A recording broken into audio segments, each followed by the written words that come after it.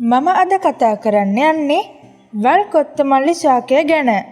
ස්කෝපාරියා ඩල්සිස් යන උද්භිද විද්‍යාත්මක නාමයෙන් හඳුන්වනු ලබන වල් කොත්තමල්ලි පැරණි දේශීය වෛද්‍ය ග්‍රන්ථයන්හි හඳුන්වා තිබෙන්නේ පැණි බැබිල යන නමින්.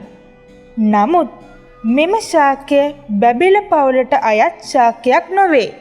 වල් කොත්තමල්ලි අප අවට පරිසරයේ සෑම තැනකම වාගේ දක්නට ලැබුණත් නොදැනුවත් කමින් වල් පැලෑටියක්සේ සලකා ගලවා ඉවත් කිරීම නිසා මෙම ශාක ගහණය ශීඝ්‍ර ලෙස අඩු වෙමින් පවතිනවා. වල් කොත්තමල්ලි පස්පංගුව තම්බා පානය කිරීමෙන් රුධිරගත සීනි ප්‍රමාණය අඩුවන නිසා දියවැඩියා රෝගයෙන් පෙළෙන අය අතර මෙම ශාකය වඩාත් ප්‍රසිද්ධව පවතිනවා.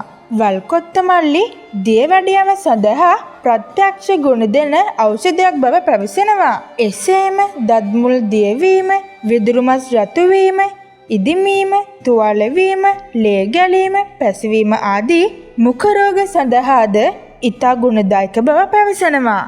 කාන්තාවන්ගේ රක්ත ප්‍රදරය, ශ්වේත ප්‍රදරය, සෝම රෝගය ආදී රෝගාබාධ සඳහාද වල් කොත්තමල්ලි ඉතා ගුණදායකයි. අශ්මරී හෙවත් මුත්‍රගල් වගේම විවිධ මුත්‍රාබාධ සඳහාද දේශීය වෛද්‍ය ක්‍රමයේදී ප්‍රතිකාර සඳහා වල් කොත්තමල්ලි යොදා ගනු ලබනවා. වමනය වගේම විවිධ ආමාශයගත රෝග සඳහාද භාවිතා කෙරෙනවා. අක්මාවේ තෙල් හෙවත් ෆැටි ලිවර්, අක්මාව ඉදිමීම, සෙංගමාලය වැනි රෝග සඳහාද ප්‍රත්‍යක්ෂ ඖෂධයක්.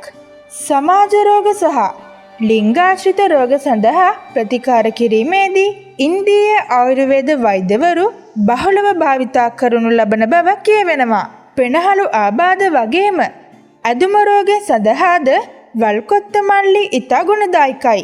ඒ වගේම අධික රුධිර පීඩනය සහ පිළිකා රෝග සඳහාද විශේෂයෙන් ගුණදායක බව පැවසෙනවා.